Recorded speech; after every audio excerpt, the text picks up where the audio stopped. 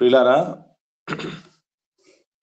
ఈ దినం మత్తయి సువార్త 26వ అధ్యాయము 30వ వచనం నుండి 35వ వచనము వరకు ఉన్నటువంటి విషయాలు, ఈ 6 వచనాల్లో ఉన్నటువంటి విషయాలను మనం ధ్యానం చేసే ప్రయత్నం చేద్దాం.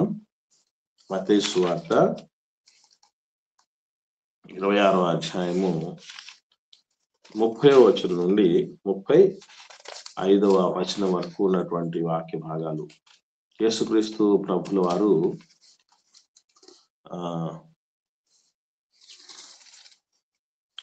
26వ అధ్యాయంలో మనం ఇంతకుముందు నేర్చుకున్నటువంటి విషయాలు మనకు అందరికి తెలుసు. నిబంధన పస్కా మేడగది మీద సహవాసం అయిన తర్వాత యేసు ప్రభుల వారు శిష్యులకు ఇచ్చినటువంటి ఆయన శరీర రక్తములు, దాని తాలూకు విషయాలు, అలాగే నిన్న దినాన మనం సువిశేషమైనటువంటి సంగతులు, ఈ 7th డే వాళ్ళ యొక్క సహవాసాలకు సంబంధించి, మరి విశ్రాంతి దినం అంటే ఏమిటి, ఇప్పుడు కొత్త నిబంధన చట్టం ఎప్పటి నుంచి ప్రారంభమైంది, మరి ఏ విధంగా మనం భవిష్యత్తుకు కొరకు పోగు చేసుకోవాలి, దేన్నైనా విషయాలన్నీ కూడా మనం నేర్చుకోవటం జరిగింది. ఈ సమయంలో యేసుక్రీస్తు ప్రభుల వారు శిష్యులతో కలిసి ఆ పస్కా విందు ఏదైతే ఉందో, రాత్రి భోజన సంస్కారమును కంప్లీట్ చేసుకున్న తర్వాత వాళ్ళందరూ కూడా ఒలీవ కొండకు తిరిగి బయలుదేరుతారు. ఈ బయలుదేరిన సమయంలో కొన్ని విషయాలు, కొన్ని జాగ్రత్తలు యేసు ప్రభుల వారు శిష్యులకు తెలియపరిచినప్పుడు అపోస్తలుడైనటువంటి పేతురు గారు, అలాగే మిగిలినటువంటి శిష్యులు అందరూ కూడా స్పందించినటువంటి విధానం మనకు కనబడుతుంది. దాన్ని చూద్దాం మనం. మత్తయి సువార్త 26వ అధ్యాయము 30వ వచనం నుండి 35వ వచనం వరకు నేను చదువుతున్నాను. అంతట వారు కీర్తన పాడి ఒలీవల కొండకు వెళ్ళి, అప్పుడు యేసు వారిని చూచి, ఈ రాత్రి మీరందరూ నా విషయమై అభ్యంతర పడెదరు.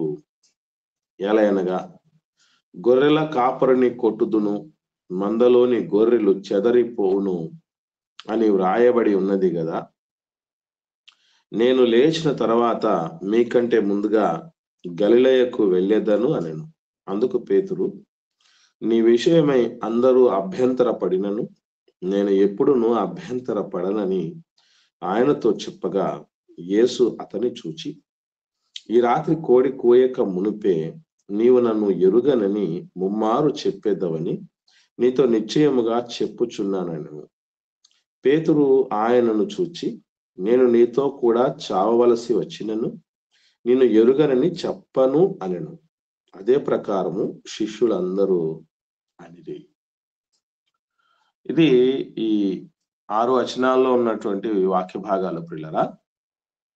సో ఇందులో మనం గుర్తుంచుకోవాల్సినటువంటి విషయాలు ఏంటంటే, ఈ ఇన్ బిట్వీన్, ఈ మధ్యకాలంలో ఏదైతే పస్కా ఆచరణకు సంబంధించి యేసు ప్రభుల వారు తన శరీర రక్తాలను శిష్యులకు అందించి ఒలీవ కొండకు వెళ్తారో, ఈ మధ్యలో చాలా విషయాలు జరిగాయి. చాలా సువిశేషమైనటువంటి సంగతులు ప్రభువుల వారు శిష్యులతో ప్రస్తావించినట్లు కూడా మనకు కనబడుతుంది. అది ఎలాగూ అనేది కూడా మనం లేఖనాల్లో నిజజీవం ఉంది అని పరిశీలన చేసే క్రమం ఎలాగో అనేది మనకు దీనిలో బాగా అర్థం అవుతుంది. ఇకపోతే పస్కా సమయంలో ఒక ప్రత్యేకమైనటువంటి కీర్తన కూడా పాడుతున్నారు అనేటటువంటి విషయం కూడా మనం అర్థం చేసుకోవాలి. అదొక స్తుతి కీర్తన. ఎందుకంటే పస్కా అనేది విమోచనకు గుర్తు కదా. సో దేవుడు ఇశ్రాయేలు సమాజం అంతటినీ కూడా చక్కగా చల్లగా కాపాడినటువంటి దానికి ప్రతిగా దేవుణ్ణి స్తుతిస్తూ ఉండేవాళ్ళట, స్తుతి కీర్తన పాడేవాళ్ళట. సో ఈ క్రమంలో ఎందుకంటే యేసు ప్రభుల వారు కూడా ధర్మశాస్త్రమును గాని ప్రవక్తల వచనములు గాని కొట్టివేయ రాలేదు, నెరవేర్చుటకే గాని కొట్టివేయ రాలేదు అనేటువంటి విషయం మనందరికి తెలుసు. కాబట్టి ప్రభుల వారు ధర్మశాస్త్రాన్ని నెరవేర్చేటటువంటి క్రమంలో ఏం చేయటం జరిగింది అని అంటే, పస్కా ఆచరించడంతో పాటు కీర్తన కూడా, స్తుతి కీర్తన కూడా అందరితో పాటు, శిష్యులతో పాటు కలిసి పాడినట్లు మనకు అర్థమవుతుంది. చాలా మందికి కీర్తనలు అంటే చాలా చిన్న చూపు. అందుకే మీరు చూడండి, సభల్లో కావచ్చు, లేదంటే సమాజ కూటాల్లో కావచ్చు, లేదంటే ఆరాధనలో కావచ్చు, పాటల పా పాటల భాగం ఏదైతే ఉందో అది కంప్లీట్ అయిన తర్వాత, ఆ పాటలు పాడిన అవన్నీ పాడేసిన తర్వాత వెళ్దాం అనుకునేటువంటి మనస్తత్వం కలిగిన వాళ్ళు సంఘంలో చాలా మంది ఉంటారు. అంటే వాళ్ళ ఉద్దేశం ఏంటి అంటే, ఒక వాక్యము చెప్పటం అనేటటువంటి దానికి తప్ప ప్రారంభ ప్రార్థనకు అవసరం లేదు, కీర్తనల భాగాలకు అవసరం లేదు, బైబిల్ పఠనానికి అవసరం లేదు. వీటికి అవసరం లేదని అనుకుంటున్నారు. చాలా పొరపాటండి. ఏది ఎక్కడ పుడితే దానికి ఎంత ప్రయారిటీ ఉంటుందంట కదా. కీర్తన ఎక్కడ పుట్టింది అనుకుంటున్నారు మీరు? పాట పుట్టింది ఎక్కడ అనుకుంటున్నారండి? పరలోకంలో పుట్టింది. Made in Japan, made in China, made in Korea, made in Malaysia అంటే ఎంత వాల్యూ ఉంటుందో, అసలు భూమికే సంబంధం లేకుండా మేడ్ ఇన్ హెవెన్ అండి సాంగ్. కీర్తన అంటే తక్కువ అంచనా ఎవరు వేయకండి. అందుకే నేను ఎప్పుడైనా చెప్తూ ఉంటాను, దైవజనుడు వచ్చి జాయిన్ అయ్యే సమయానికి మధ్యలో పాట మానేయాల్సిన అక్కర్లేదు. అది దేవుణ్ణి స్తుతించే కీర్తన కావచ్చు, సంఘాన్ని బలపరిచి హెచ్చరించే కీర్తన కావచ్చు, ఆదరణ కీర్తన కావచ్చు, దానిలో ఎన్నో ఉంటాయి. మనల్ని మనం సముదాయించుకునేటువంటి కీర్తన కావచ్చు. అవసరం ఇవన్నీ. గంట సేపు సందేశాన్ని ఒక 5 నిమిషాల్లో కుదించటం అండి కీర్తన అంటే, చిన్నదిగా. సాక్షాత్తు సృష్టికర్తే కీర్తన పాడేసి వాళ్ళు ఒలివ కొండకి వెళ్ళినట్టు మనకు కనబడుతుంది. ఓకే, సో ఇక్కడ గుర్తుపెట్టుకోండి, ఎప్పుడైనా కానీ దైవ సన్నిధికి వచ్చేటప్పుడు ఫ్రమ్ బిగినింగ్ టు బెనెడిక్ట్ అంటారు. బిగినింగ్ టు బెనెడిక్ట్ అంటే, బెనెడిక్ట్ మీన్స్ ఆశీర్వాదం. ఆశీర్వాదం ఇచ్చేది ప్రారంభ ప్రార్థన మొదలుకొని చివరి ఆశీర్వాద ప్రార్థన వరకు దేవుని యొక్క సన్నిధిలో మనం సంపూర్ణంగా గడపాలి. అది చాలా చాలా ప్రధానమైనటువంటి విషయం. అంతేగాని బెల్లు కొట్టి మనం అనౌన్స్మెంట్స్ పల్లెటూరులో ముఖ్యంగా జరుగుతూ ఉంటాయి. మొదటి బెల్లు, రెండో బెల్లు, మూడో బెల్లు కొట్టిన తర్వాత, మొదటి బెల్లు కొట్టినప్పుడు ఏమనిపిస్తుంది అంటే, అమ్మ బెల్లే కదా. రెండో బెల్లు కొట్టినప్పుడు ఎలా అనిపిస్తుంది? మూడో బెల్లు కొట్టినప్పుడు ఓకే బెల్లే కదా, ప్రారంభ ప్రార్థన అవ్వాలి, ప్రారంభ ప్రార్థన అయిపోయిన తర్వాత కీర్తనలు అయిపోవాలి. ఇవన్నీ జరిగిన సమయంలో వాక్యం టైంకి వెళ్దామని. అసలు ఎవరన్నా చెప్పారా ఇవన్నీ అవసరం లేదురా మీకు, అనవసరం, వేస్ట్ రా, ఆ వాక్యం చెప్పే టైంకి వెళ్ళండి రండి? లేదే. కాదండి, తప్పు, పొరపాటు, చాలా తప్పు చేస్తున్నాం, గుర్తుపెట్టుకోండి. రైట్, గమనించండి. ఇందులో ఈ యేసు ప్రభుల వారు ఆ పస్కా ఆచరణ తర్వాత ఒలివ కొండకు వెళ్ళేటటువంటి టైంలో మధ్యలో జరిగినటువంటి సంఘటనలు ఎంత గొప్ప సంఘటనలు అంటే, యోహాను సువార్త 14వ అధ్యాయం నుండి 17వ అధ్యాయం అయిపోయేంత వరకు జరిగినటువంటి సంఘటనలు జరిగాయట. 14, 15, 16 అధ్యాయాలు యోహాను సువార్తలో 14, 15, 16 అధ్యాయాలు ఎవరి కొరకు అది చెప్పబడింది అంటే, పరిశుద్ధాత్మని రాక కొరకు చెప్పబడిన విషయాలన్నీ అక్కడ ఉంటాయి. యోహాను సువార్త 14, 15, 16 అధ్యాయాల్లో. దాని తర్వాత 17వ అధ్యాయంలో యేసు ప్రభుల వారు చేసిన రాత్రి అంతా చేసినటువంటి ప్రార్థన, రహస్య ప్రార్థన, వ్యక్తిగత ప్రార్థన, సుదీర్ఘమైనటువంటి ప్రార్థన, ఇక చివరి ప్రార్థన అని కూడా దానికి పేరు.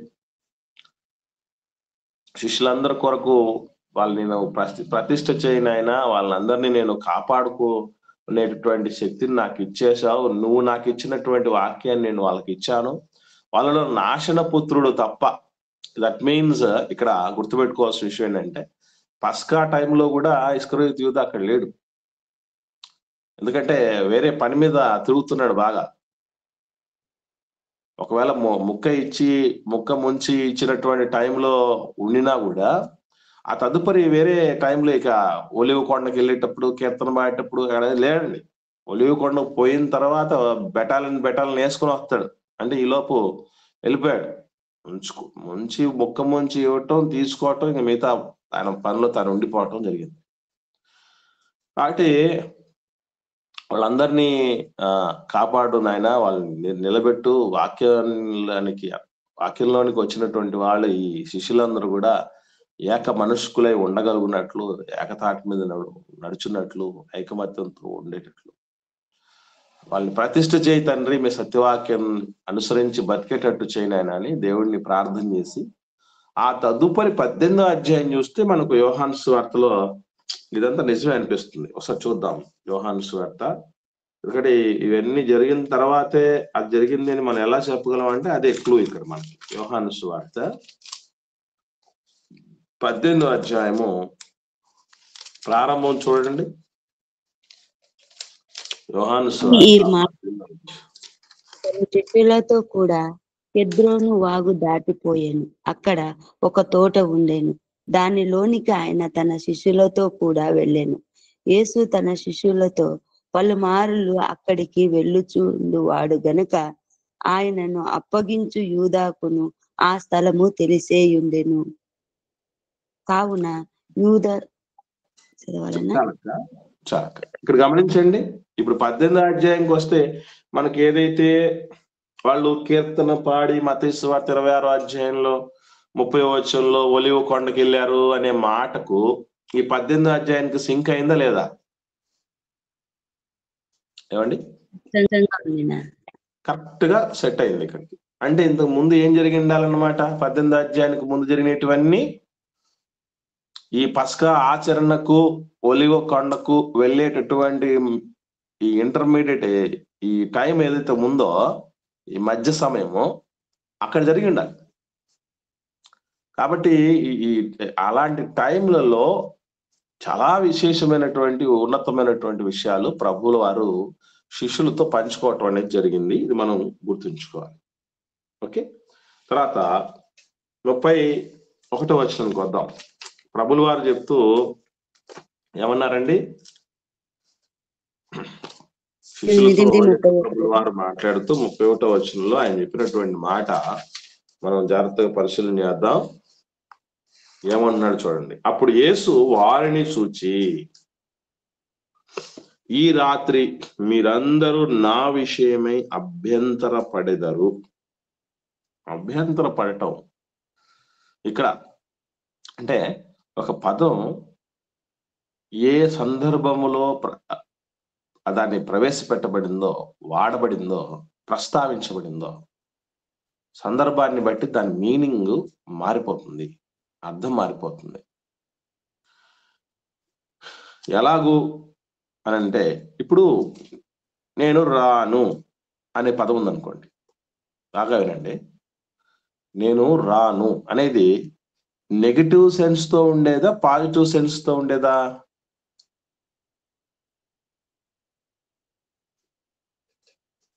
ప్రశ్న అర్థమైందండి?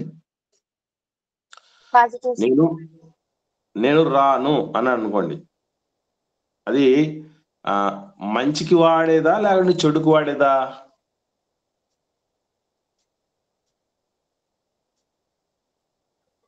నెగటివ్ నా? ఇప్పుడు మంచికి వాడచ్చు అని ఒకరు, చెడుకు వాడేది అని ఒకరు మాట్లాడుతున్నారు. ఇవి రెండు తప్పే. ఎందుకంటే అది వాడిన సందర్భాన్ని బట్టి దేనికి వాడారు అనేది మనం అర్థం చేసుకోవాలి. అది మన ముఖ్యమైనటువంటి విషయం. ఎలాగూ ఎగ్జాంపుల్, నేను చర్చికు రాను, నేను సంఘానికి రాను, ఇది మంచిదా చెడ్డదా చెప్పండి? చెడ్డదినా కదా, రైట్. నేను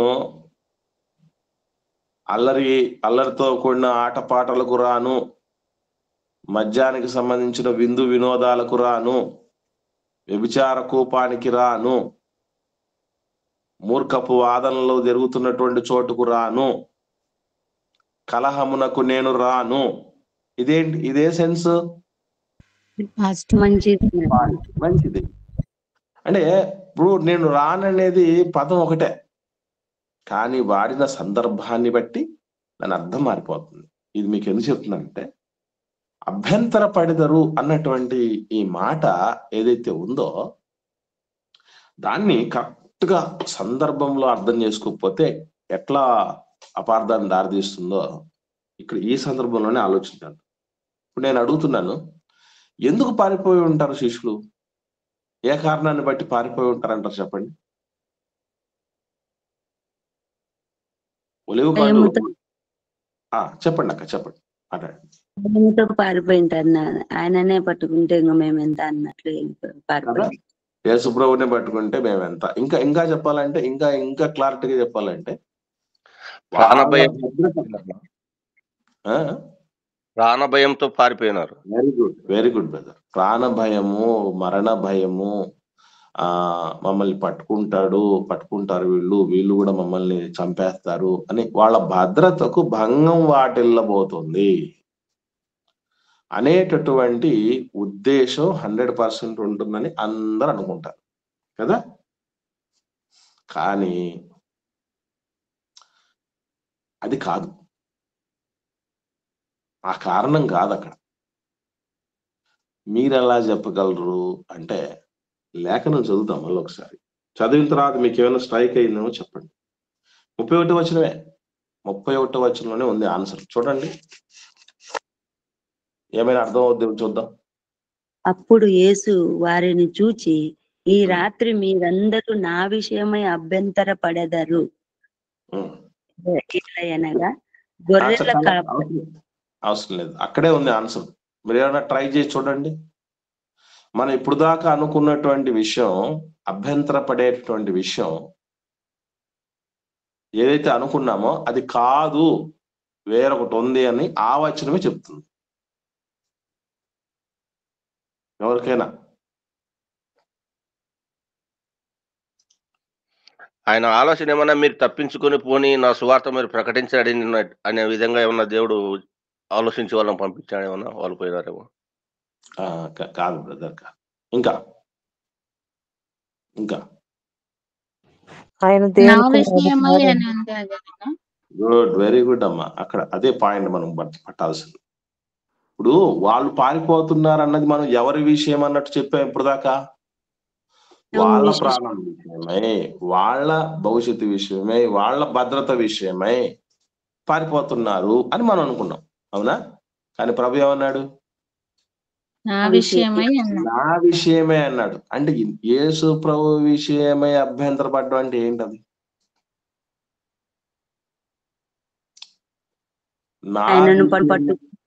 చెప్పండి, మాట్లాడు.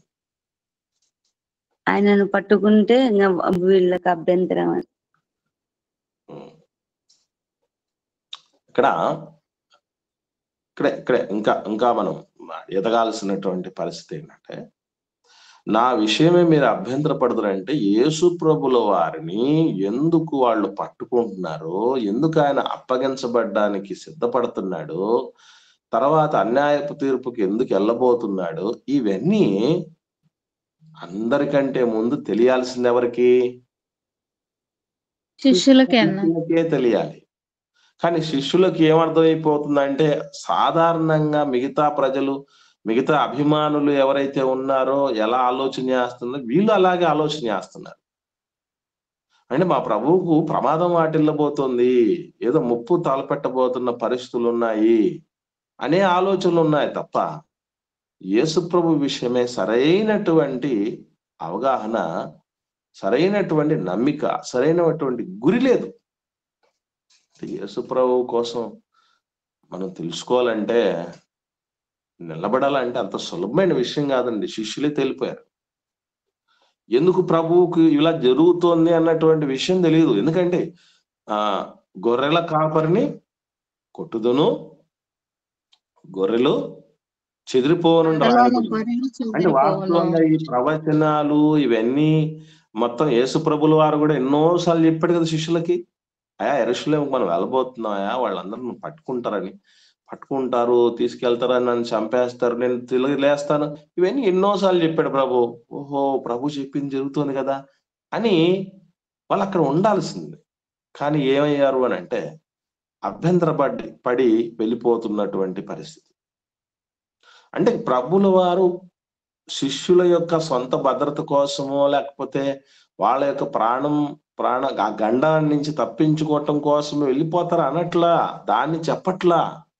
అఫ్ కోర్స్ ఆ కారణం కూడా ఉండొచ్చు, కానీ అది సెకండరీ. ప్రైమరీ ఏంటి, ముఖ్యమైనది ఏంటి, ప్రధానమైనది ఏంటంటే ప్రభు విషయమే అభ్యంతరపడడు.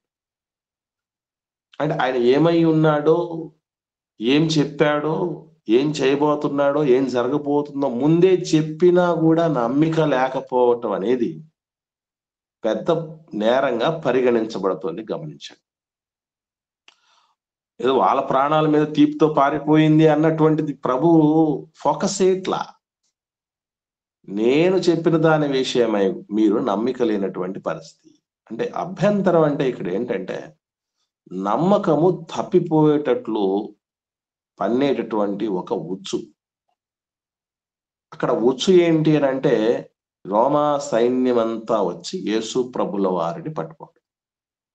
కొన్ని టెస్టులు, కొన్ని పరీక్షలు జరుగుతాయి. విశ్వాస పరీక్ష అనేది ఎప్పుడు జరుగుతుంది మర్చిపోకండి. శిష్యులకు అనేక సందర్భాలు జరిగాయి. నిజమైనటువంటి శిష్యులకు మనకు కూడా జరుగుతూనే ఉంటాయి.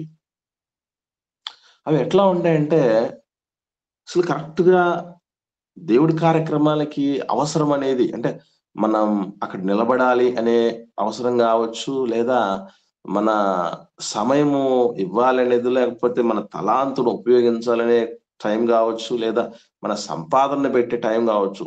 అదే టైంలో మిగతా సమస్యలన్నీ వచ్చి పడతాయి. ఫర్ ఎగ్జాంపుల్, ఆన్లైన్లో మాట్లాడాలి, అవకాశం వచ్చింది, కానీ కరెక్ట్ గా అదే టైంలో ఏమవుతాయంటే మిగతా రకరకాలైనటువంటి పనులన్నీ వచ్చి పడతాయి. అదొక టెస్ట్ దేవుడు పెట్టేది. దేవుడి సన్నిధికి అటెండ్ అవ్వాలి. అటెండ్ అయ్యేటటువంటి టైంలోనే ఇంక ఏం ఉండదులే అనుకునే time, neck of the moment అంటారు కదా, ఆ కరెక్ట్ గా సమయం వచ్చే సమయానికి వేరే వేరే వేరే వేరే పనులన్నీ కూడా, ఇంపార్టెంట్ పనులు, అర్జెంట్ పనులు అనేటివి, ముఖ్యమైనటువంటి పనులు, ఇవన్నీ వచ్చి పడతాయి. ఇదొక టెస్ట్.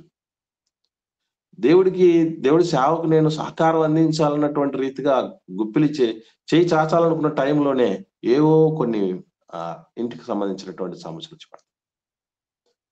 ఇట్లా ఒకటి కాదు, మనకు చాలా చాలా ప్రార్థన చేసుకోవాలన్నటువంటి టైంలో ఏవో కొన్ని డిస్టర్బెన్సెస్ రావటం, బైబిల్ మనం ధ్యానిద్దాం అనే టైంలో డిస్టర్బెన్సెస్ రావటం, సంఘానికి వద్దాం అన్నటువంటి టైంలో డిస్టర్బెన్సెస్ రావటం, సహోదరులతో మాట్లాడదాము, ఎవరన్నా కొంచెం వీక్ అయినటువంటి వాళ్ళ దగ్గరికి వెళ్దాము, వాళ్ళకు వచ్చి కౌన్సిలింగ్ ఇచ్చి దేవుడి దగ్గర తీసుకొద్దాం, రకరకాల ఎన్ని మంచి కార్యక్రమాలు చేయాలనుకున్నా కూడా కొన్ని ఆటంకాలు వచ్చి పడతాయి, అభ్యంతరాలు వచ్చి పడతాయి, జోక్యం చేసుకునే చరాలు, కొన్ని డిస్టర్బెన్స్ చేసేటువంటి వాళ్ళు వస్తూ ఉంటాయి పరిస్థితులు.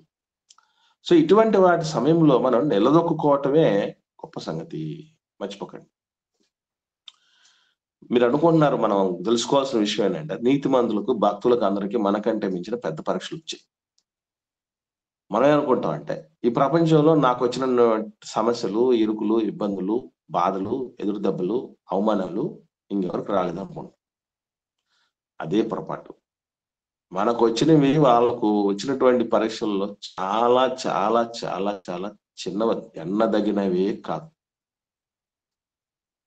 3.5 సంవత్సరాలు వాళ్ళ సంపాదనను పక్కన పెట్టారు. భార్య బిడ్డలు, కుటుంబాలు, అమ్మ నాన్నలు, వాళ్ళందరి విషయంలో అది వరకు ఉన్నటువంటి అటాచ్మెంట్ తగ్గించేసుకున్నారండి శిష్యులు.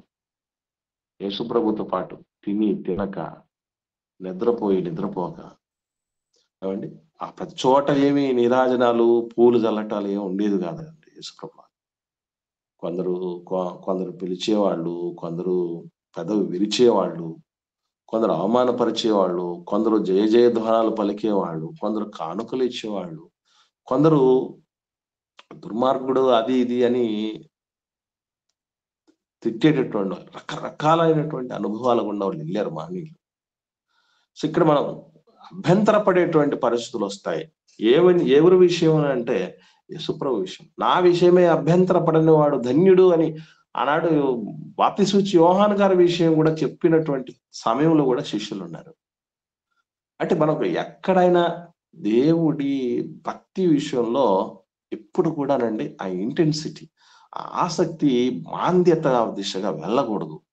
ఆసక్తి విషయంలో మాంద్యులు గాక ఆత్మయందు తీవ్రపడిన వాడి ప్రభువును సేవించండి అని అంటాడు పౌలు గారు రోమీయులకు రాసిన పత్రికలో. కనుక అది ఆ తీవ్రత ఎప్పుడు తగ్గకూడదండి. మనకి తీవ్రత ఎప్పుడు తగ్గకూడదు.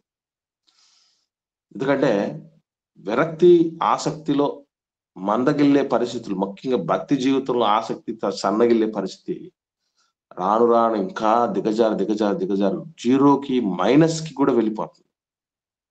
అప్పుడు అలాంటి పరిస్థితులు రాకుండా ఉండటమే గొప్ప సంగతి. అది గుర్తుపెట్టుకోవాలి మనం. అంటే ప్రభువు ఎక్కడ దోషారోపణ చేస్తున్నాడు, మన మీద కూడా దేని విషయమే దోషారోపణ చేస్తాడు అనేది గుర్తుపెట్టుకోండి. మనం ఎక్కడికో వెళ్ళినందుకో లేకపోతే ఏదో చేసినందుకో దేవుడు ఏమో అనడు, నా దగ్గరికి రావడం లేదు కదా అనే దాని మీదే బాధపడతాడు. మర్చిపోకండి. ఎవరెవరికి ఇచ్చిందో, ఎవరెవరికి ఏమైనా చూసుకుందో చేసుకున్నదో దాని విషయమై దేవుడు ఏమనుకోడు. అంతా నేనే ఇస్తే నీ మేలు కోసమే మళ్ళీ అది కూడా ఇచ్చేటప్పుడు విషయం కూడా దేవుడేమంటాడంటే, ఇస్తే నీకు నూరంతలో ఇచ్చేటటువంటి పరిస్థితి నీకే మేలు అవుతుంది, ఇస్తాను రా అనే పరిస్థితి ఉన్నప్పుడు మనం చాలా సంకోచాలకు వెళ్ళిపోయినటువంటి పరిస్థితులు చాలా ఉంటాయి. దేవుడు అదే చూస్తాడు. అంటే దయచేసి మనం గుర్తుపెట్టుకోండి, యేసు ప్రభు విషయమే అంతగా పెనవేసుకున్నటువంటి శిష్యులే అభ్యంతర పడితే, వాళ్ళ నమ్మిక తప్పిపోతే, వాళ్ళ భక్తి సన్నగిల్లిపోతే, వాళ్ళ ఆసక్తి తక్కువైపోతే మన జీవితంలో ఎన్నిసార్లు ఎలా జరిగి ఉంటుంది చెప్పండి. ఎన్నిసార్లు జరిగి ఉంటుంది. ఓకే, జరిగింది, ఓకే, నో ప్రాబ్లం. ఇక మీద జరగకుండా జాగ్రత్త పడగలమా? ఇది మన ముందున్నటువంటి సవాల్. యేసు ప్రభువుల వారు చెప్పినటువంటి ఈ ప్రవచనం ఎక్కడుంది అని అంటే జకర్యా గ్రంథంలో ఉందండి. ఒకసారి జకర్యా గ్రంథానికి సంబంధించి మంచి విషయాలు 13వ అధ్యాయము, జకర్యా గ్రంథం 13వ అధ్యాయము 7వ వచనం చూడండి. గమన నా గొర్రె కాపరుల మీదను నా సహకారి మీదను పడుము. ఇదే సైన్యముల అధిపతి యెహోవా వాక్కు. గొర్రెలు చెదరిపోవునట్లు కాపరిని హతము చేయుము. చిన్నవారి మీద నేను నా హస్తం ఉంచుదును. ఇదే యెహోవా. గమనించండి ప్రియులరా, ఇది ఖడ్గమా నా గొర్రెల కాపరి మీదను నా సహకారి మీదను పడుము అన్నాడు. ఎందుకు పడాలి? దేవుడే ఎందుకు చెప్పాలి? అట్లా దేవుడే ఎందుకు అనుమతి ఇవ్వాలి? ఇప్పుడు వాళ్ళు వచ్చారే రోమా సైన్యం, పైనుండి నీకు అధికారం రాకపోతే నువ్వేం చేయలేవు అన్నాడు యేసుప్రభువు వారు. ఎందుకు అక్కడికి తీసుకురావాల్సి వచ్చింది అని అంటే, ఒకటి లోక కళ్యాణం కోసం మాత్రమే కాదు, అక్కడ నిలిచి ఉన్న శిష్యుల యొక్క సమర్థత, నమ్మకత్వం, ప్రభువు మీద గురి ఎంత మాత్రం ఉందనే టెస్ట్ కోసం కూడా వచ్చింది. దేవుడు ఒక ఇన్సిడెంట్ తీసుకుని వచ్చాడంటే ఏదో ఒకటే పర్పస్ ఉండదండి, ఒకటే ఉద్దేశం ఉండదు. కనీసం 2-3 ఉద్దేశాలు ఉండేటటువంటి పరిస్థితితోనే పెడతాడు ఎక్కువ. సో ఒకవైపు లోక కళ్యాణాన్ని కోసం సంబంధించి ఆయన చేయబోయేటటువంటి కార్యం ఒకటైతే, రెండవది శిష్యుల యొక్క నమ్మిక ఏమాత్రం ఉందో అని టెస్ట్ చేయటానికి 2 వచ్చేసాయి. అందుకే అనుమతి ఇచ్చాడు. దేవుడికి సహకారి అని పేరు ఎవరికి ఉందంటే, దేవుడి సేవను జరిగిస్తున్న దైవజనులకు ఉందండి. నాకు ఎప్పుడు అనిపిస్తూ ఉంటుంది, సహకారి అని అంటే చాలా చిన్నగా అనుకుంటారండి చాలా మంది. ముఖ్యంగా సహకారి అనగానే ఎవరు గుర్తొస్తారు చెప్పండి? మానవ సంబంధాల్లో వెరీ గుడ్ అమ్మా, వెరీ గుడ్. సాటి అన్న సహకారి చాలా చిన్న చూపు అండి, చాలా మందికి చిన్న చూపు. జీవితంలోనికి సాటి అయిన సహకారి అంటే సహకారిని అపకారి అనుకునేటటువంటి పరిస్థితుల్లో ఎంతో మంది ఉన్నారు. నిజంగా ఆమెను సహకారిగా మార్చుకోవటము, అపకారిగా మార్చుకోవటం కూడా పురుషుడి చేతిలో ఉందండి. గుర్తుపెట్టుకోవాలి చాలా మంది పురుషులందరూ.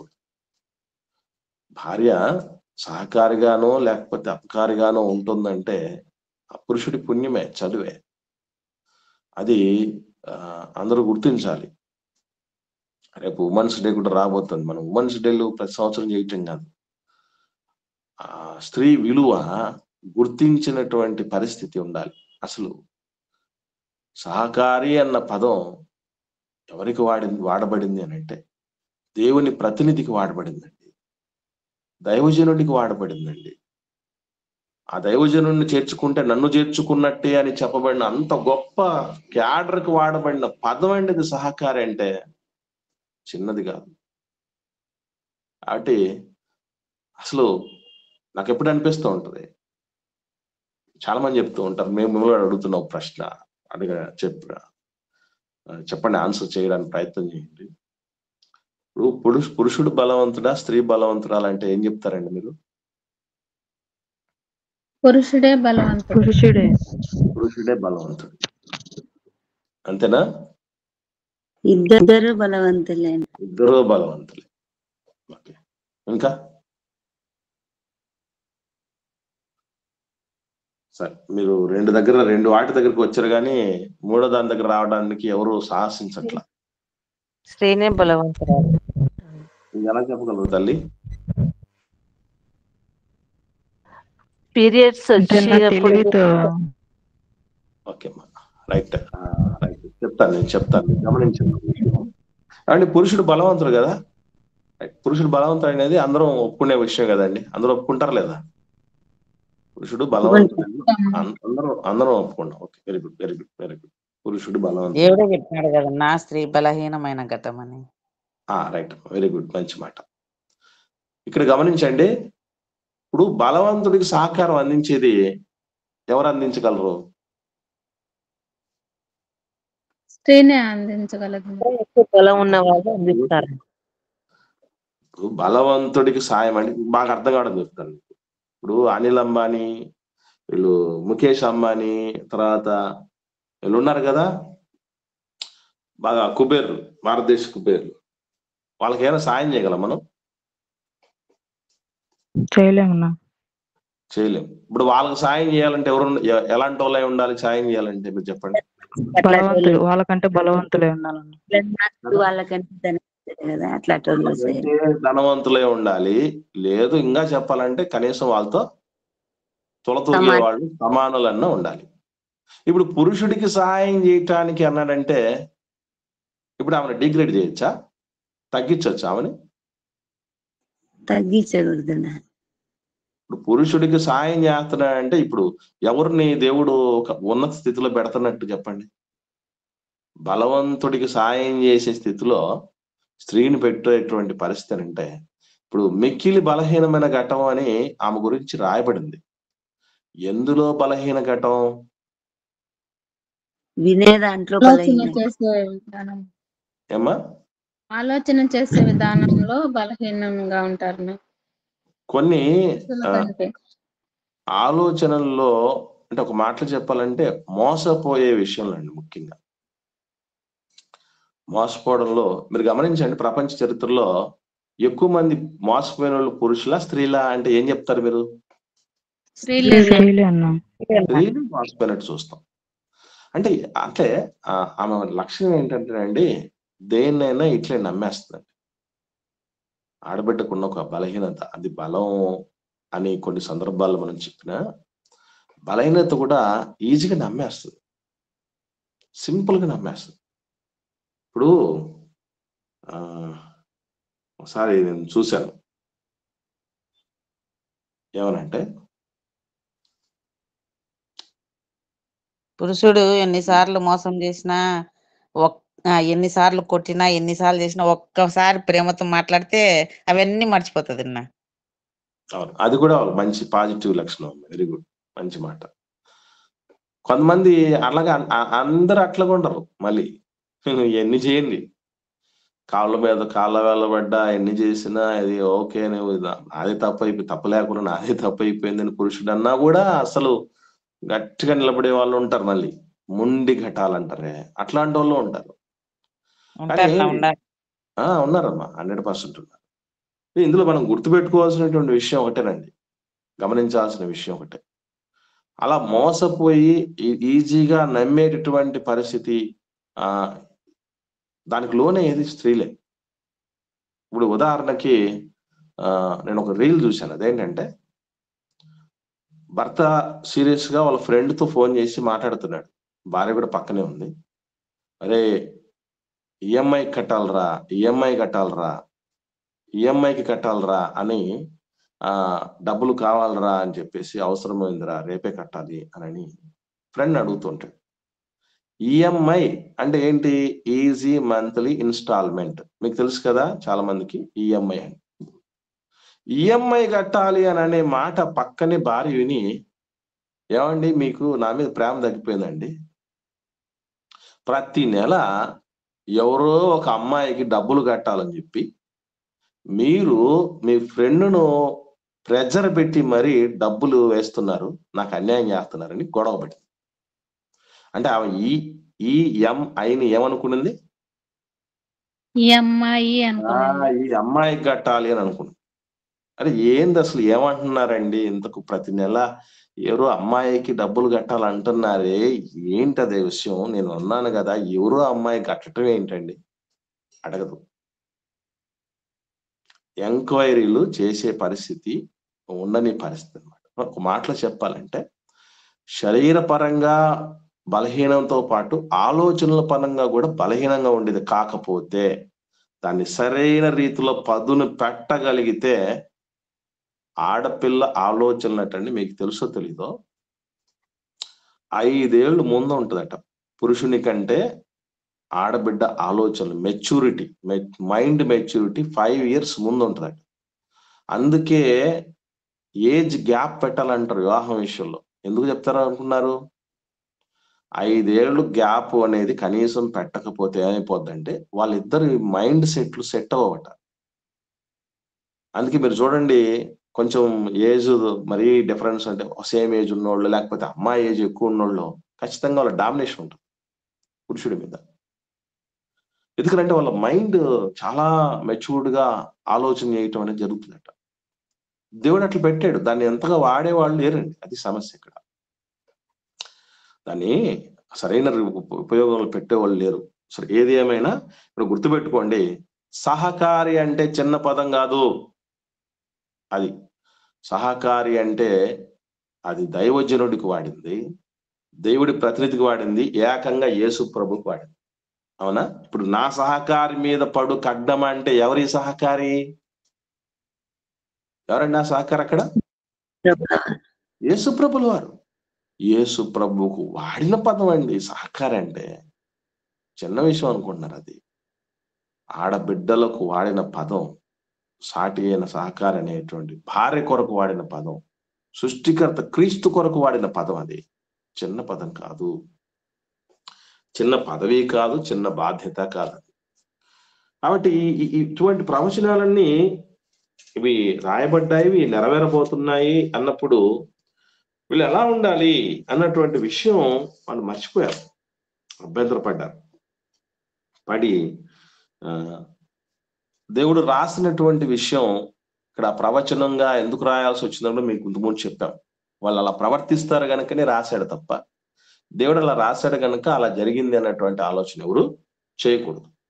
అప్పుడు ప్రభు అక్కడ 32వ వచనం చూద్దాం. మత్తయి సువార్త 26వ అధ్యాయం 32వ వచనంలో ఒక మాట ఉంది. ఏంటి అంటే, నేను లేచిన తర్వాత మీకంటే ముందుగా గలిలయకు వెళ్ళేదాను అనేను. ఇక్కడ మనం గమనించాల్సిన మంచి విషయం ఏంటంటే, అప్పటిదాకా 31వ వచనం దాకా ప్రభు చెప్పినటువంటి మాట ఏంటి అంటే, విషాదకరమైనటువంటి బాధాకరమైనటువంటి ఒక విషయం చెప్పాడు. నన్ను పట్టుకుంటారా వాళ్ళు, మీరందరూ కూడా పారిపోతారు, అభ్యంతరపడి వెళ్ళిపోతారు, చెదిరిపోతారు అని మాట చెప్పాడు. అదొక బాధాకరమైనటువంటి విషయం, వార్త, సంగతి. దాని తర్వాత వెంటనే ఏం చెప్పాడు ప్రభు అంటే, మన అందరూ ఊరట చెందే విషయం, అందరూ ఆనందపడే విషయం, సంబరపడే విషయం చెప్పాడు. చెప్పాడు అదేంటంటే, నేను లేస్తాను, నేను లేచిన తర్వాత అంటే నేను పునరుత్థానుడైన తర్వాత నన్ను పట్టుకుని వెళ్ళిపోతారు, అక్కడ మరణానికి అప్పగిస్తారు, నేను సులువేయబడతాను, చనిపోతాను, సమాధిలో పెట్టబడతాను. అంత ఆ చనిపోతాను అన్న దగ్గర ఆగిపోయిందండి. శిష్యులతో సహా సమాజం అంతా ఎక్కడ ఆగిందంటే అక్కడ ఆగిపోయింది. కానీ ఆ తర్వాత చెప్పాడు చూసారా, నేను లేచిన తర్వాత ఉంది, అది ఆనందపడే పరిస్థితి. అప్పుడు ఏం చేస్తాను అంటే, నేను మీకంటే ముందుగా గలిలయకి వెళ్తాను, పునరుత్థానుడైన తర్వాత వెళ్ళండి. అసలు దేవదూతలు ఈ వార్తను చెప్తారండి. ఒకసారి 28వ అధ్యాయం చూద్దాం. 28వ అధ్యాయము దేవదూతలు యేసుప్రభు సమాధి దగ్గర ఉండి చెప్పినటువంటి మాట చూడగలిగితే 2వ వచనం చూడండి. మత్తయి సువార్త 28వ అధ్యాయము 2వ వచనం. ఇదిగో ప్రభువు దూత పరలోకము నుండి దిగి వచ్చి రాయి పొర్లించి దాని మీద కూర్చుండెను. అప్పుడు చాలా 10వ వచనం చూడండి. యేసు, భయపడకుడి, మీరు వెళ్ళి నా సహోదరులు గలిలయకు వెళ్ళవలెనని వారక్కడ నన్ను చూతురని వారికి తెలుపుడి. యేసు ప్రభువు లేచి అక్కడ వచ్చినటువంటి స్త్రీ, సమాధి దగ్గరికి వచ్చినటువంటి స్త్రీలతో చెప్తున్నటువంటి మాట, గలిలయతో నన్ను కలవమని చెప్పండి. ఎందుకంటే నేను చెప్పాను కదా ముందే, నేను లేచిన తర్వాత మీకంటే ముందుగా గలిలయకి పోతాను. ఇవన్నీ మర్చిపోయారు వాళ్ళు. లేచిందేంటి, అసలు మా ప్రభువును పొట్టన పెట్టుకున్నారు, ఎంత పాతకం చేశారు, మా ప్రభు మంచి చేశాడు కదా అందరికని ఆ కుమిలిపోతూ ద్వారాలు మోసుకొని అక్కడ ఏడుస్తూ ఉండిపోయినటువంటి పరిస్థితి శిష్యులు.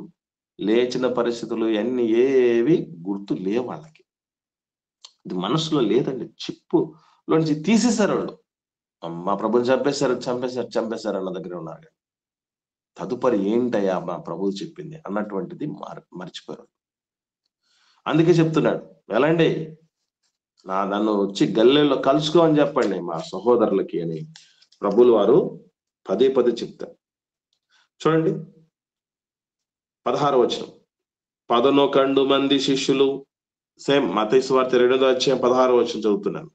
11 మంది శిష్యులు యేసు తమకు నిర్ణయించిన గలిలయలోని కొండకు వెళ్ళిరి. అప్పుడు వెళ్ళిపోయారు వాళ్ళు. ఇదంతా చెప్పేసిందిరా. వాస్తవంగా ఈవెన్ యేసు ప్రభు సమాధి దగ్గర కూడా వచ్చింది. ఎందుకంటే సుగంధ ద్రవ్యాలతో ప్రభువును సిద్ధపరుద్దాము, దేహాన్ని సిద్ధపరిచి మిగిలిన కార్యక్రమాలు, చివరి కార్యాలు కంప్లీట్ చేసుకొని పోదాం అనేటటువంటి స్థితిలో వచ్చారు తప్ప ఆ స్త్రీలు కూడా ప్రభు పునరుత్థానుడు అవుతామని చెప్పాడు కదా, ఎప్పుడెప్పుడు పునరుత్థానుడు అవుతాడా అని ఎదురు చూడడానికి పోలేదోళ్ళు. పునరుత్థానుడిన తర్వాత ఈ సమాధిలో నుంచి కూడా బయటకు వస్తాడు చూద్దామని చెప్పేసి ఎదురు చూడటానికి వెళ్ళలేదోళ్ళు.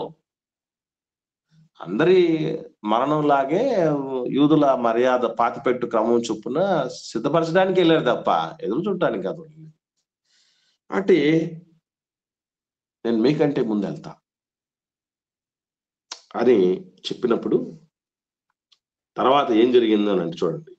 33వ వచనం, మత్తయి సువార్త 26వ అధ్యాయం 33వ వచనంలో పేతురు గారు మాట్లాడుతున్నాడు. ఏమనంటే, నీ విషయమై అందరూ అభ్యంతరపడినా నేను ఎప్పుడునూ అభ్యంతరపడనని ఆయనతో చెప్పగా. ఇప్పుడు చాలా మంది ఇటువంటి సందర్భాలు చూసినప్పుడే పేతురు గారిని చాలా అండర్ ఎస్టిమేట్ వేస్తారు.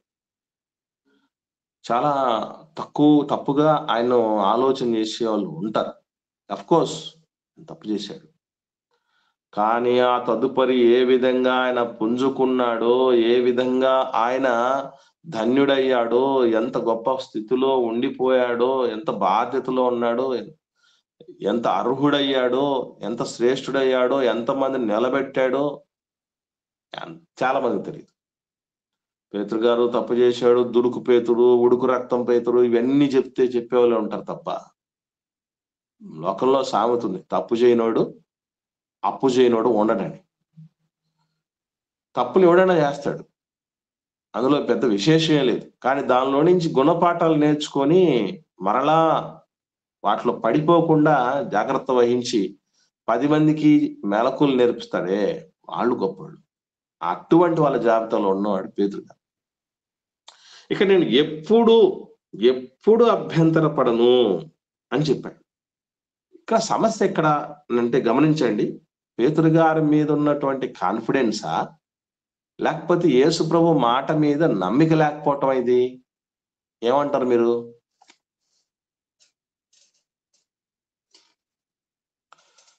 ప్రశ్న మళ్ళొకసారి, యేసుప్రభు వారు ఏమన్నారండి? యేసుప్రభు వారు ఏమన్నారు?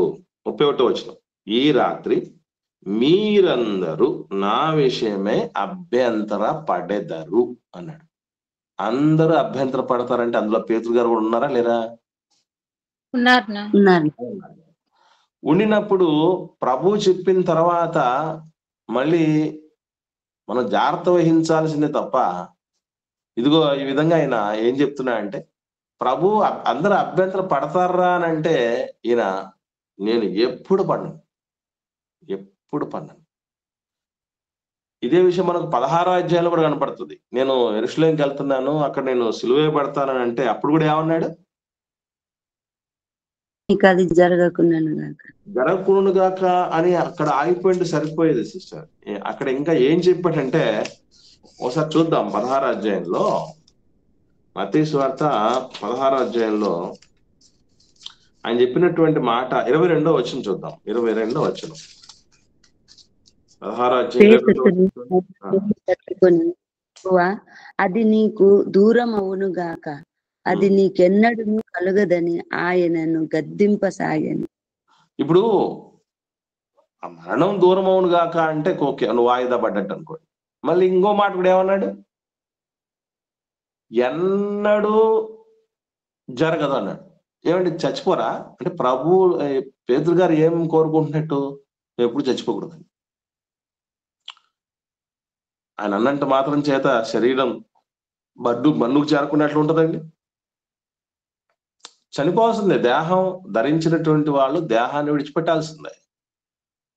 అది 100% ఎవరు దాన్ని తప్పించుకోలేరు. కానీ నీకు ఎప్పుడు గలగకూడదు, ఎప్పుడూ నీకు మరణం రాకూడదు అంటున్నాడేంటి? ఇప్పుడు అభ్యంతర పడనైనా ప్రభువా నేను మాత్రం అభ్యంతర పడనంటే సరిపోయింది ఇదే, కానీ నేను ఎప్పుడు పడను అనే మాటలు ఇవన్నీ ఒకసారి ప్రభువు చెప్పిన తర్వాత జాగ్రత్త వహించాలి మనం. ఏమండి, ఒకటి ప్రభువు చెప్పినప్పుడు అరే నిజమే కదా, ప్రభు ఎంత లేనిది చెప్తాడు అన్నటువంటి ఆలోచన చేయాల్సింది తప్ప, ఆయన కొంచెం అడ్వాన్స్ అయిపోయి సమయానికి యేసు ప్రభువు వారు ఇప్పుడు అందరి దగ్గర నుంచి పేతురు గారి దగ్గరకు వచ్చాడు. వచ్చి ఏం చెప్పాడు? 34వ వచనం, మత్తయి సువార్త 26వ అధ్యాయం 34వ వచనంలో చెప్పిన మాట, యేసు అతను చూచి, ఈ రాత్రి కోడి కోయక మునుపే నీవు నన్ను ఎరుగనని ముమ్మారు చెప్పేదవని నీతో నిశ్చయముగా చెప్పుచున్నానను. ఇట్లా చెప్పినా కూడా పేతురు గారు తగ్గలేదు. అదే ఇక్కడ అంటే ఒక మాటలో చెప్పాలంటే దీన్ని ఏమనుకుంటామంటే యేసు ప్రభుల వారి మీద ఉన్న ప్రేమేనండి. ప్రేమకు నిదర్శనం. కాదు అని అంటారా? లేదు అని అంటారేమో, గుర్తుపెట్టుకోండి. ఈ మాట చెప్పిన తర్వాత కూడా పేతురు ఆయనతో యేసు ప్రభు వారితో చెప్పిన మాట 35వ వచనం చూడండి. 35వ వచనం, పేతురు ఆయనకు చూచి, నేను నీతో కూడా చావవలసి వచ్చినను నిన్ను ఎరుగనని చెప్పనను. అదే ప్రకారం శిష్యులందరూ అనిరి. అందరూ అన్నారు. పేతురు గారు ఒక్కరే కాదు, చాలా మంది పేతురు గారి దగ్గరే మాత్రమే ఫోకస్ చేస్తారు, కానీ అందరూ చెప్పారు. ఎందుకంటే ఇప్పుడు ఒక్కరు హ్యాండ్ రైస్ చేస్తే, ఒక్కరు ముందు ఒక అడుగేస్తే మిగతా అందరూ అడుగేస్తారు కదా. నేను అడుగుతాను అప్పుడప్పుడు, ఒరే మీలో పిల్లల్ని అడుగుతూ ఉంటాను, ఒరే మీ ఎవరన్నా ఆడుకోవాలని అనుకుంటున్నారా అని అంటే వాళ్ళు ఏం చేస్తారంటే ముందు ఎవడు చెయ్యతాడండి, ఏం చేస్తారు తెలుసా? ఒకరి ముఖాలు ఒకరు చూసుకుంటారు. అంటే ముందు ఎవడన్నా ఎత్తాడేమో నేను ఎద్దాం అని. ఒక్కడు చెయ్యి ఎత్తి చాలండి, మిగతా వాళ్ళందరూ సార్ ఆడుకోవాలనిపిస్తుంది సార్ అని అప్పుడు ఎత్తారు. పేతురు గారు అందరికంటే ముందున్న కెప్టెన్, టీం కెప్టెన్ కదా, కెప్టెన్ గారు ఓకే నేను అసలు వదిలిపెట్టే పరిస్థితి లేదంటే శిష్యులందరికీ ధైర్యం వచ్చింది. మేము కూడా వదిలిపెట్టం ప్రభు, మేమేం తక్కువ. నిజంగా ఈ మాట చెప్పినప్పుడు పేతురు గారికి ఎంత ప్రేమ ఉందో అనేటటువంటి విషయమే మనం అర్థం చేసుకోవాలి తప్ప నిలబడలేకపోయాడు కదా. ఎస్, నిజమే, ఆయన నిజంగా నిలబడలేదు. ఆయన యేసు ప్రభువుని ఎరగనని ముమ్మారు చెప్పిన తర్వాతే కోడి కూసింది. తదుపరి పేతురు గారు ఏం చేశారనేది మనకు ముఖ్యం ఇక్కడ. ఆయన వెళ్ళి చిన్నపిల్లలాగా ఏడ్చి పశ్చాత్తాపడి నెక్స్ట్ టైం ఎప్పుడు చేయలేదండి అటువంటి పొరపాటు. మనలో ఉందా అటువంటి గట్స్? ఎన్నిసార్లు చేస్తుంటాం. నేను పాట రాశాను, నీకు గుర్తుందో లేదో, పొరపాటులే అలవాటుగా చేయుచుంటే అని. ఎవరన్నా వినకుండా ఉంటే విని చూడండి. అలవాట్లో పొరపాటు అంటారు మన వాళ్ళంతా. కాదు, పొరపాట్లే అలవాటుగా చేస్తాం మనం. చేసిన తప్పే చేసి. పేతురు గారు అలా కాదండి. మహనీయుడు యేసు ప్రభుల వారి మీద ఎంత గొప్ప ప్రేమ ఉందంటే, ఒక మాటలో చెప్పాలంటే యేసు ప్రభుల వారు జీవించిన కాలంలో పేతురు గారిలాగా ప్రభువును ప్రేమించినోడు మరొకరు లేరండి. అది అతిశయోక్తి కాదు. ఎందుకంటే యోహాను సువార్త 18వ అధ్యాయంలో ఒక మాట చూద్దాం. ఏమండి? యోహాను సువార్తలో 18వ అధ్యాయంలో 10వ వచనం చూడండి, ఏమనుందో అందరు చూడండి. 18వ అధ్యాయం యోహాను సువార్త 10వ వచనం. కత్తి ఉండినందున అతడు దానిని దూసి ప్రధాన యాజకుని దాసుని కొట్టి అతని కుడి చెవి తెగ నరికెను. చూడండి, అసలు ఇక్కడ జరిగినటువంటి, ఎక్కడైతే గెత్సెమనే తోటలో జరిగినటువంటి సంభవం ఇది. ఇస్కరియోతు యూదా యేసు ప్రభువును ప్రకటించడానికి రోమా సైన్యంతో, కత్తులతో, గుదీలతో, అన్నిటితో వస్తే పేతురు గారి దగ్గర ఏముందటండి? కత్తి ఉందంట. ఇప్పుడు నేను అడుగుతున్న ప్రశ్న మీరు గమనించండి. కత్తి పేతురు గారి దగ్గర ఒక్కరి దగ్గరే ఉండిందా? మిగిలిన శిష్యుల దగ్గర కూడా ఉన్నదా? అందరి దగ్గర అందరి దగ్గర ఉన్నది. ఎలా చెప్పగలం అది? ఇంతకుముందు ప్రభుల వారు ఒక మాట చెప్తాడు, కత్తి లేనివాడు బట్ట నమ్మి సైతం కత్తి కొనుక్కోండి. అంటే అందరికి దగ్గర ఉంది, కానీ కత్తి ఉన్నంత మాత్రం చేత కుదరదండోయ్. మన దగ్గర కూడా కత్తి ఉంది. ఏం కత్తి అది? మాటల కత్తి, ఆత్మ ఖడ్గం. అది ప్లస్ పాయింట్ చెప్తామమ్మా. ఆత్మ ఖడ్గం, దేవుడి వాక్యం అనే ఆత్మ ఖడ్గం అనేది ఉంది కదా. దేవుడి వాక్యం అందరి దగ్గర ఉంటది. ఉంటే ఏం ప్రయోజనం? కత్తిని తీసుకెళ్లి శుభ్రంగా మూలను పెట్టేస్తే, అట్లా పెట్టేస్తే అది తుప్పట్టిపోద్ది. వాడాలి. వాడినప్పుడు కదా మన శౌర్యం ఏంటో, మన ప్రతాపం ఏంటో, లేకపోతే ఎవరి కోసమో దాన్ని తీసినప్పుడు వాళ్ళ మీద ఎంత ప్రేమ ఉందో అర్థం అవుతుంది. మిగతా 10 మంది శిష్యుల దగ్గర కూడా కత్తులు ఉన్నాయండోయ్, కానీ కత్తి దూసింది ఒక్కడే, పేతురు గారు మాత్రమే. ఎందుకలా ఆయనే దూశాడు అని అంటే, ప్రభు మీద ఉన్న ప్రేమ. నా ప్రభు మీద దాడి చేయటానికి, పట్టుకెళ్ళటానికి మీరు వస్తారా? మిమ్మల్ని ఏమనుకున్నారేంట? అంతమంది సైన్యం ఉంటే, అంతమంది సైన్యం మధ్య ఒకడి మీదకి దాడి చేసి వాడు చెవి తెగ నరికాడంటే పర్యవసానం ఏమైపోద్దో పేతురు గారికి తెలియదు. తెలిసినా దూశాడు. యేసు ప్రభువుల వారిని అంతగా ప్రేమించాడు. ఎస్, అదమ్మా. ఎంత ప్రేమించాడంటే మిగిలిన 11 మంది శిష్యులు ఎవ్వరు ప్రేమించాడు, అంతగా ప్రేమించాడు. తన ప్రాణాన్ని కూడా లెక్క చేయకుండా. నెక్స్ట్ అదే జరగబోతుంది. అది కూడా ఆలోచన చేయలేదు ఆయన. తన ప్రాణం గురించి లెక్క చేయలేదు. నా ప్రభు దగ్గరికి ఎవడొస్తాడో సహించేది లేదు. చెవి తెగ నరికేసాడు అంతే. ప్రభు అక్కడ ఆగమన్నాడు గనుక ఆగిపోయింది. తర్వాత ఏం జరిగేదో పేతురు గారి చేతుల మీదుగా ఇంకా ఏం జరిగేదో, ఆగమన్నాడు గనుక ఆగిపోయాడు. ఆగిపో అంటే ఆగిపోయాడండి పేతురు గారు. అది కాదు ప్రభు, వీళ్ళు నేను తీసుకెళ్ళడానికి మాట కూడా లేదు కదా. పెట్టాయి, పర్ల పెట్టే కత్తి తీసి పెట్టేసాడు. చిన్నపిల్లవాడు. అంత లోబడే లక్షణం, అంత ప్రేమించే లక్షణం కలిగినటువంటి మహనీయుడండి ఆయన. అభ్యంతరపడ్డాడు నిజమే, కానీ గుర్తుపెట్టుకోవాల్సిన విషయం ఏంటి తెలుసండి? పేతురు గారికి కోలుకునేటటువంటి గొప్ప గుణం కూడా ఉంది. ఎంతగా కోలుకున్నాడంటే పేతురు గారితో మాట్లాడుతూ యేసుప్రభులు వారు ఒక మాట చెప్తారు. లూకాసు వార్త 22వ అధ్యాయం. అద్భుతమైన మాట అండి. ఇది చాలా మందికి తెలియదండి. పేతురు గారిలో ఉన్నటువంటి ఆ దుడుకుతనం మాత్రమే తెలుసు చాలా మందికి. ఎందుకంటే మనిషిలో మంచి చూడడం మనకి ఎంతవరకు తెలుసండి.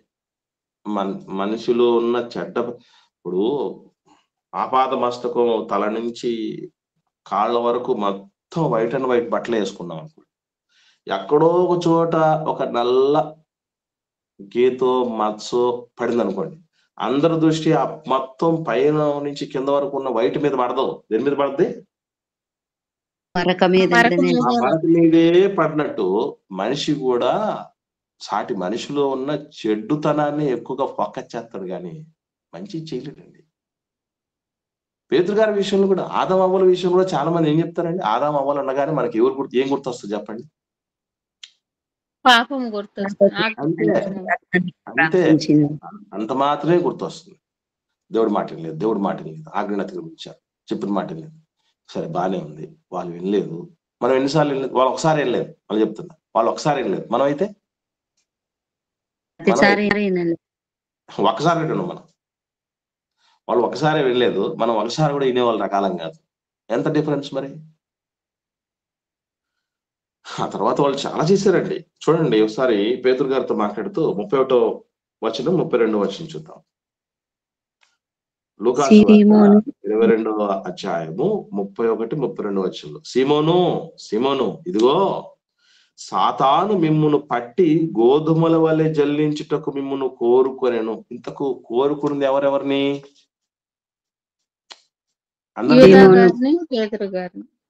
అందరినీ. మిమ్మును అంటే ఇక్కడ ఉద్దేశం ఏంటంటే అపోస్తులందరినీ నేను అర్థం.